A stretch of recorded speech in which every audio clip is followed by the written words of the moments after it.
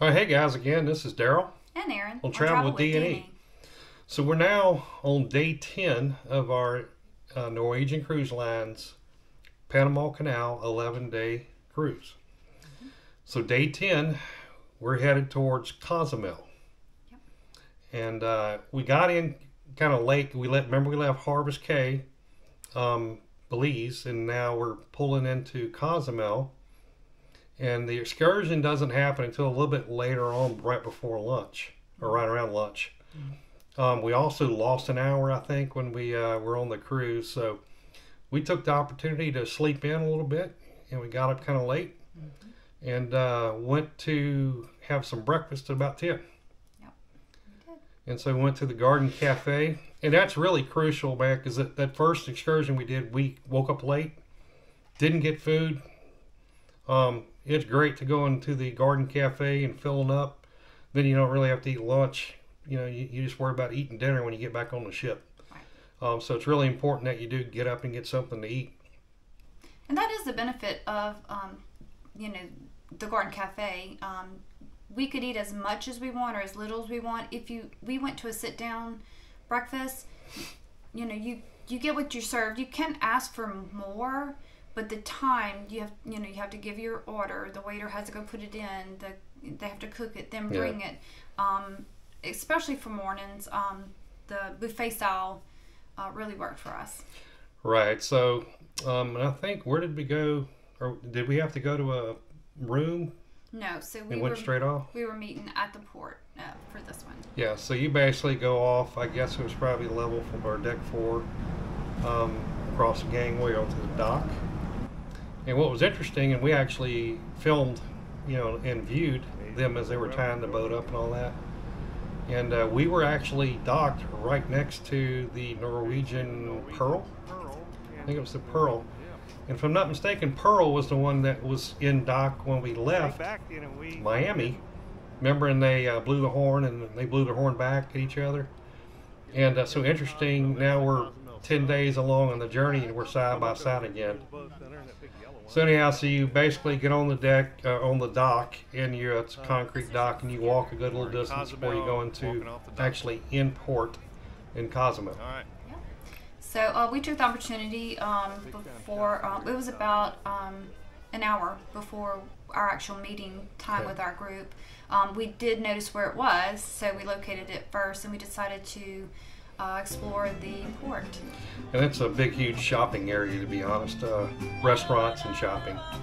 And so we just walked around, explored it a bit, took some pictures. You got the Cozumel sign you got to take your mandatory picture in front of, and did those kind of things for a little bit, and then moved over towards the Margaritaville, which is where the tour group was kind of assembling at 12:15. Yes. Yep. So we, it was warm. So we headed into Margaritaville to get a beer. You get a cold beverage. And so the excursion we're doing today is the Island Discovery and Chocolate Experience. So again, kind of a cultural type of deal. We're going to go in different parts of the island of Cozumel to check out some different stuff. Right off the boat. So once we finished the beer, it was time. We've noticed some familiar faces that were going to be in our group lining up, and so we lined up and met our tour guide Martin. Oh, Martin, yep. And bus driver Fernando. Yeah, but we followed Martin over to the bus area and boarded up. And as usual, for whatever reason, we were the last two on the bus. It's not because we were just slow. That's just the way it works out. Yeah. We like kind of hanging back anyhow. You can film better. You can see things better. Nevertheless, that's kind of what we do. All right, so we load up the bus, and we left to go and make the first stop of our excursion. It took 20 to 30 minutes. I don't remember exactly. And it was a Mayan Bee Sanctuary. So basically, we unloaded there. The couple things that they did, so they had a Mayan, I guess not a shaman, but a Mayan priest. I don't know if that would be the right word. But basically, a Mayan blessed us and did a chant, and basically blessed us with, with health and other stuff. So and good adventures. And good adventures. So that was all well received. And then where'd we go next? So our next stop was to go to more of a foresty area, so we could see the actual bees. But I think there were a couple of trees that they went by that kind of like the other Mayan community in Belize. They had the sign of what the tree is and kind of what kind of health healing properties it has, or from a Mayan perspective. Yeah. And then so we got to the bees, and basically this setup was pretty cool. These particular bees have been managed, I guess, if that's the right word to use, by the Mayan for thousands of years. And they are stingless bees, which is always good if you don't get stung. But they do bite, actually, he said, but they're stingless. And they actually live in the hollow parts of logs. And they did have some of the traditional square bee keeper trays so they can get the honey and all that. But the majority was, at least on display there, they were coming in and out of the little bitty holes into those hollow logs.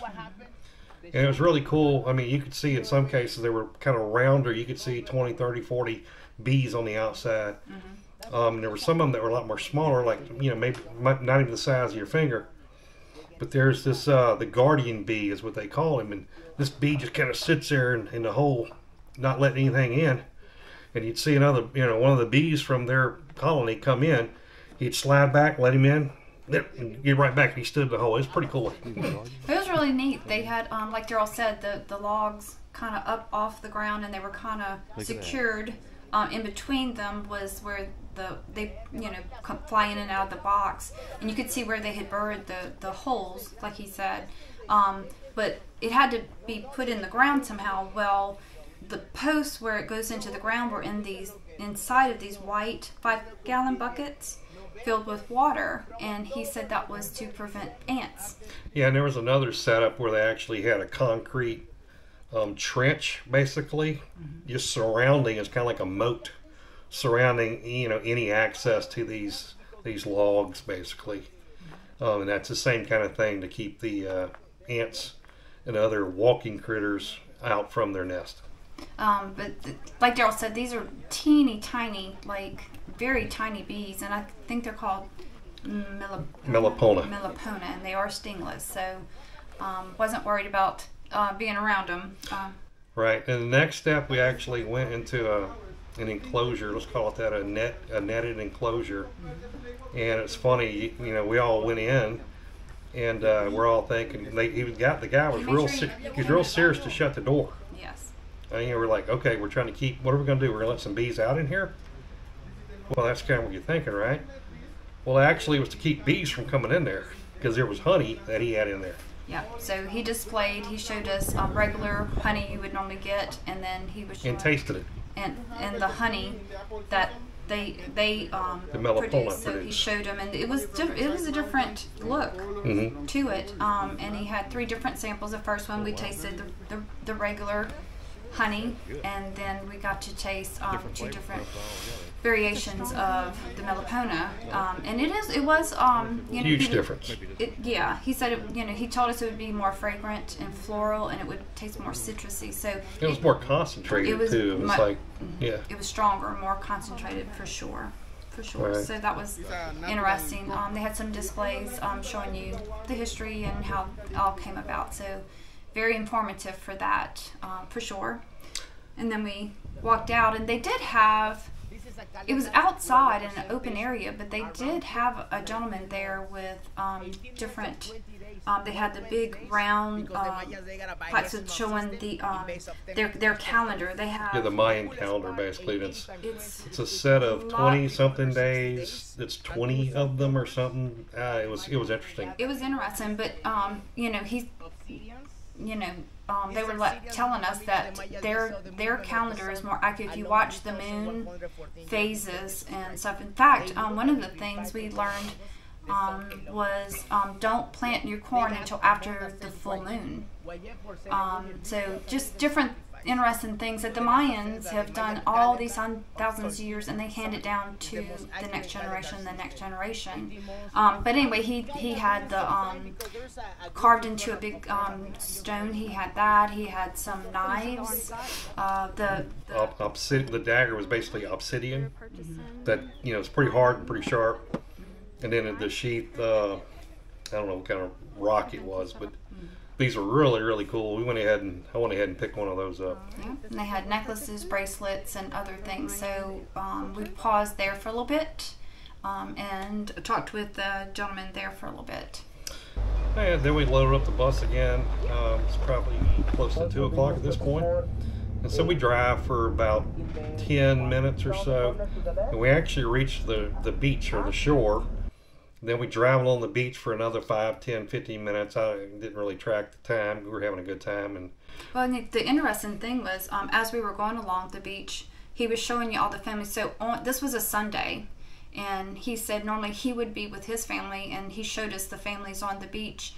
There was an interesting area where a little bit out into the surf, they had kind of a circular rock area, and that's where the locals brought their young children to protect them from the waves and the surf. But Sunday is very big family day, so we learned that from him. Yeah, and so the locals, they don't necessarily go to the big hotel resort beaches, right? This is the local beach. This is where they go. Yes. So that was kind of cool. Yeah. Then we went ahead. We stopped at I guess it was Il Mirador, which was a bar restaurant kind of scene just on the beach there. And we stopped and again got a refreshment or two. And they actually were doing some tequila tasting. And this is organic tequila. Didn't know they had that. Anyhow, so we tasted a few different samples of tequila, which was good. And then Aaron and I kind of walked out on the beach, or toward the beach. It's less sand at this point, but it's real rocky and coral-like.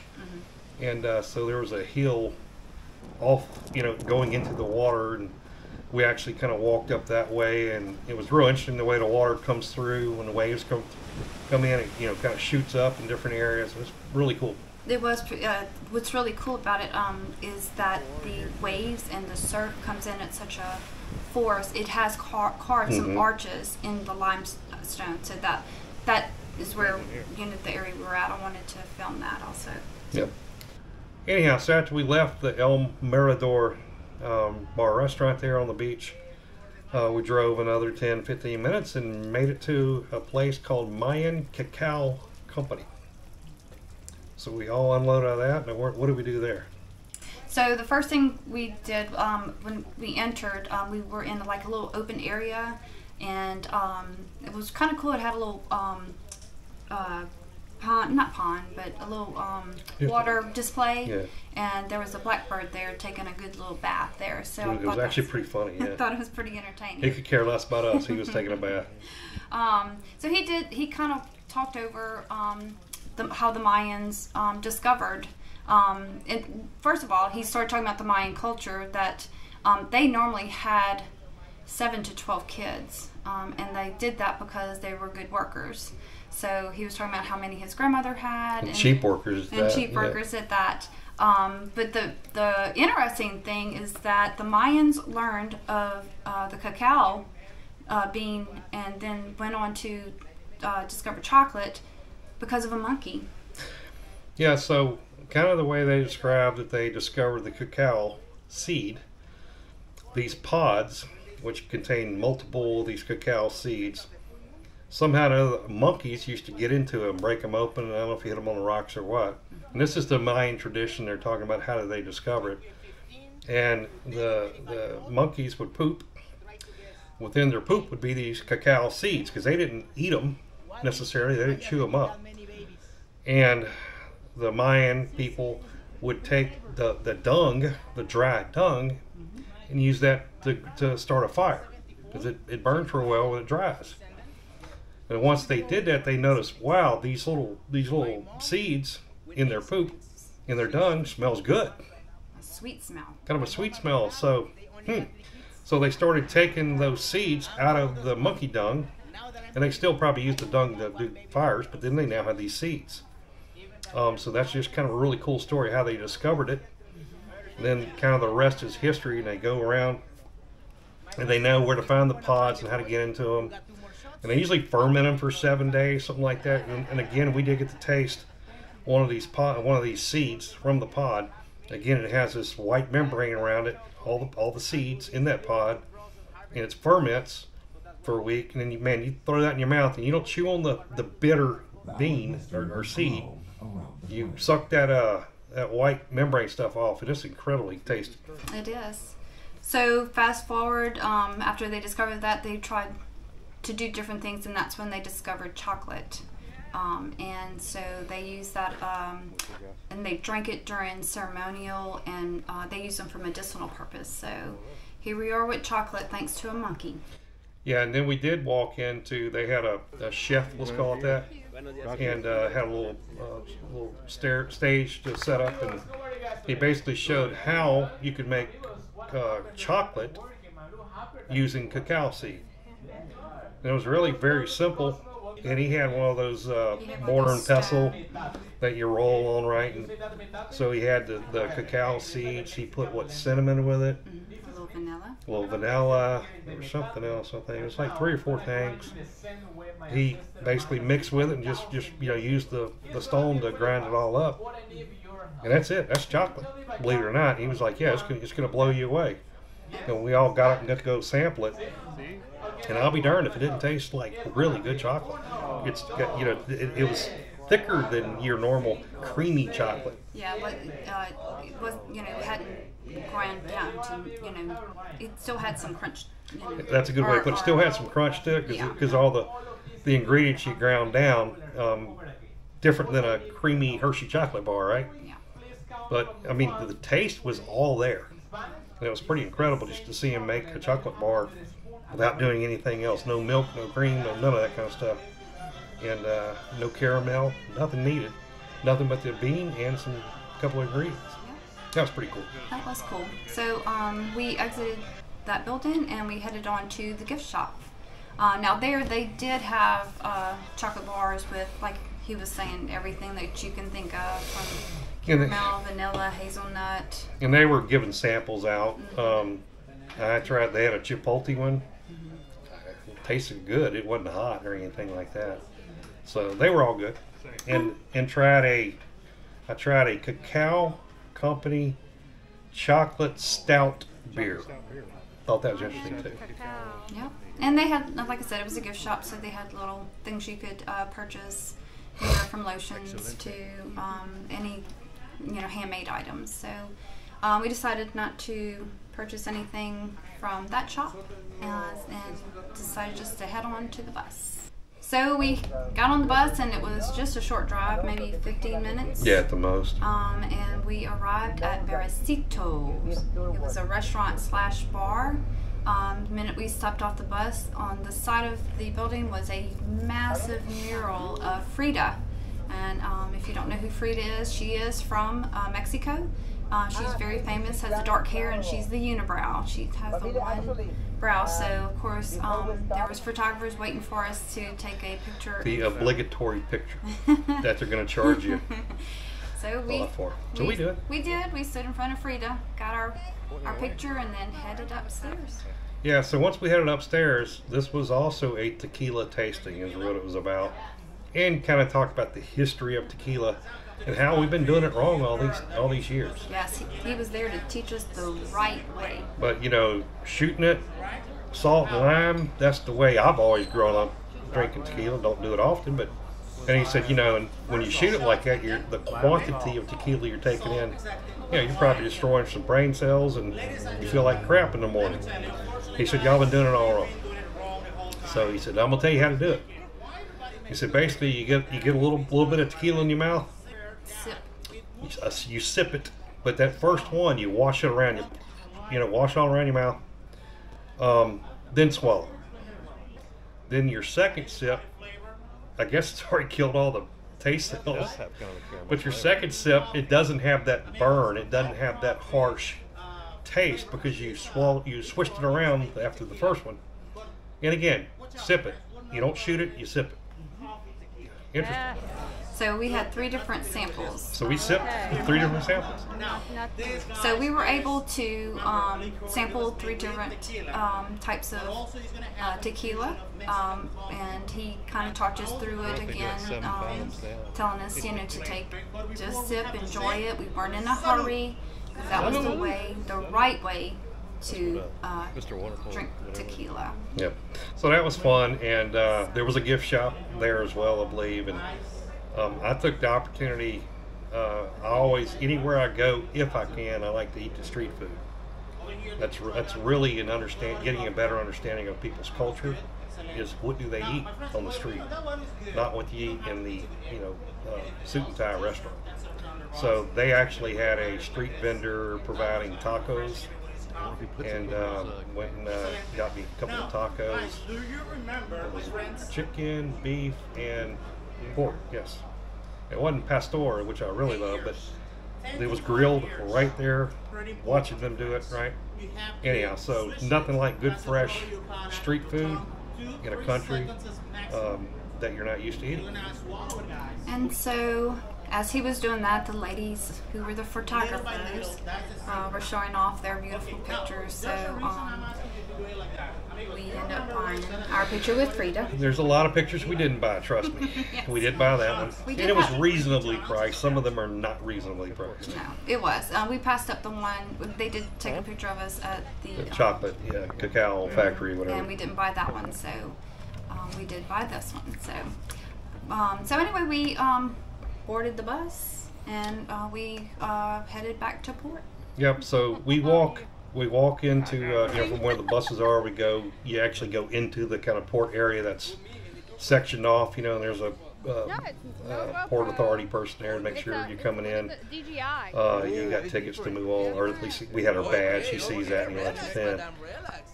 All right, so as we got off the bus, you basically re-enter the port area. There's a port authority person there, and you show them your NCL badge, which we had on a lanyard, and it worked real well. They let you in. And it was interesting, the very first store, this was actually an outdoor kind of vendor. Something we noticed when we came in, they had this coconut that was carved into a hummingbird head.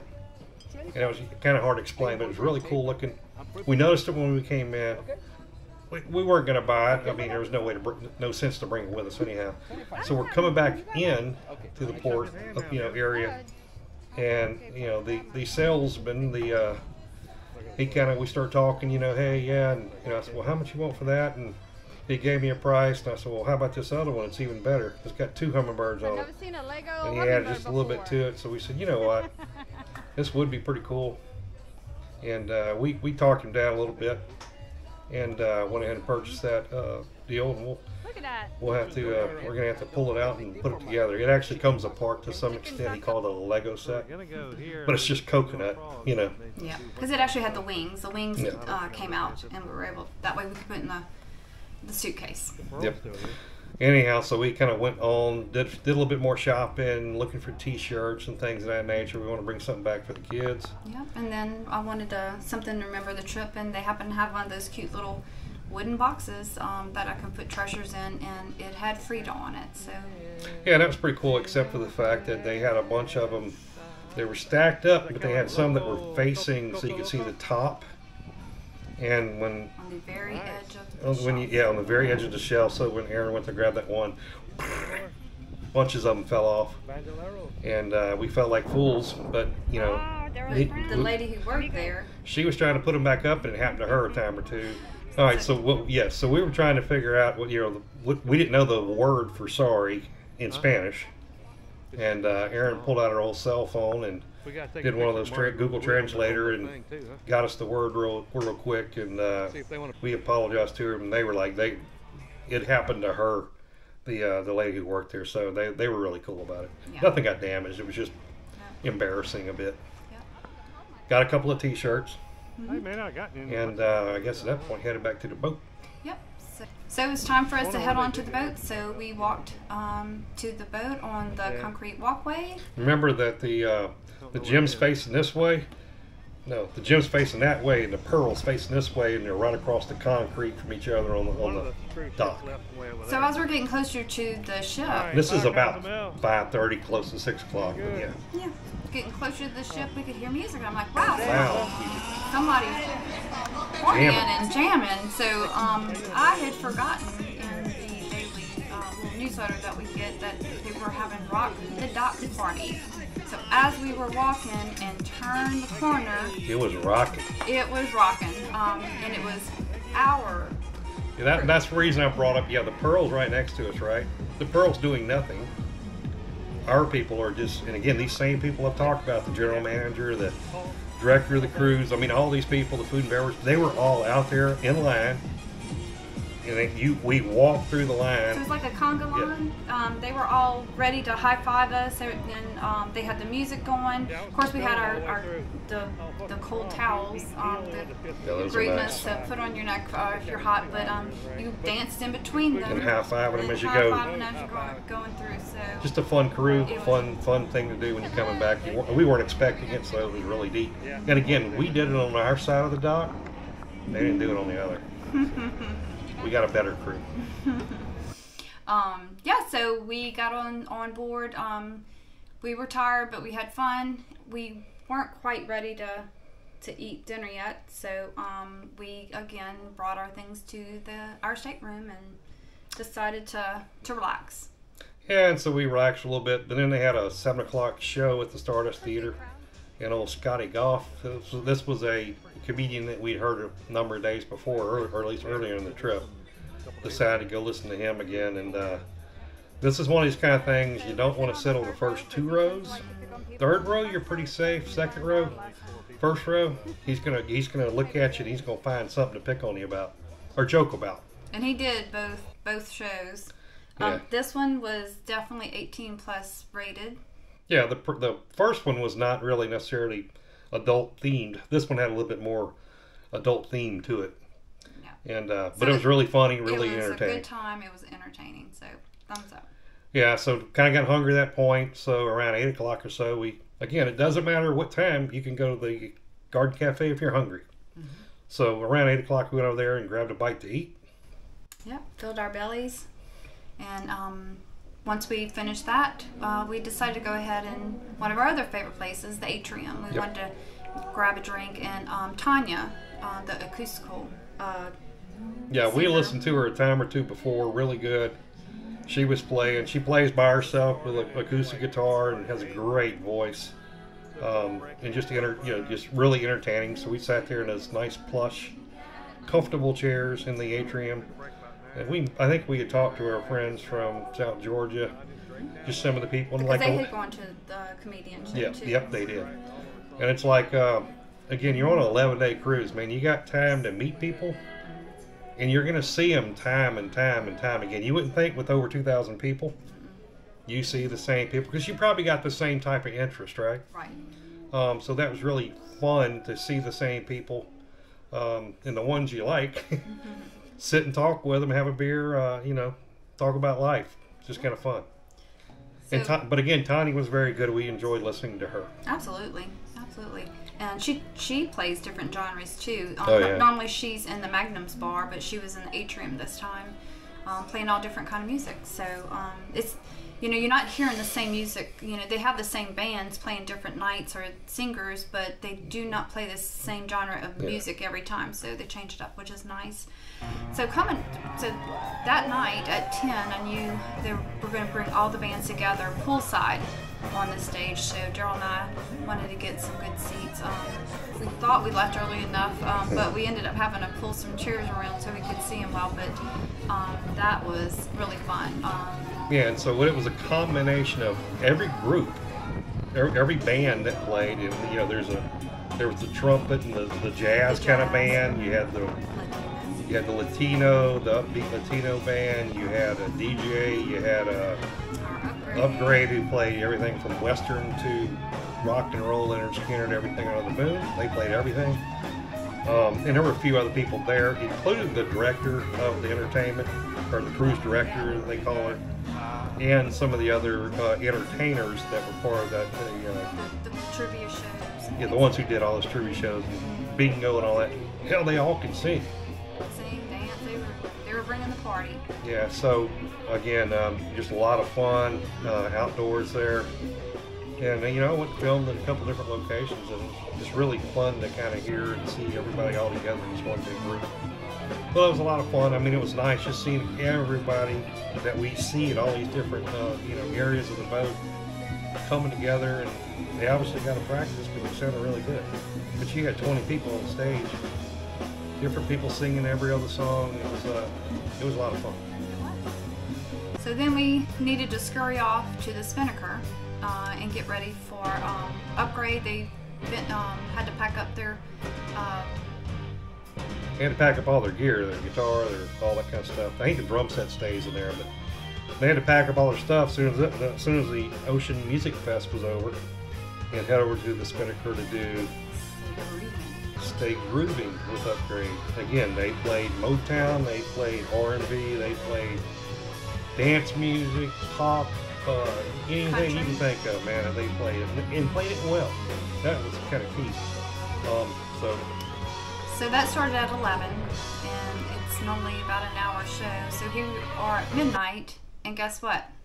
We have to move the clocks an hour up again. So we lose another hour.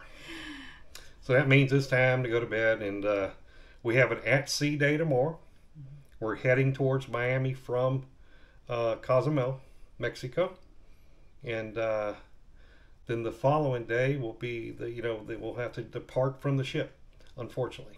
So we hope you enjoyed this video, and it gives you some insight. If you ever go on this cruise, we did want to let you kind of inform you, because the title only talks about the cacao and the chocolate. It did not talk about honey or tequila. So I knew we were visiting that book and reading the excursion, but there were a lot of people on the bus for the excursion that didn't realize that they were going to get some honey and tequila tasting in it also. So but even if you're not going to be on the NCL 11-day Panama Canal Cruise, other boats go to Cozumel, right? Absolutely, yeah. And these excursions are not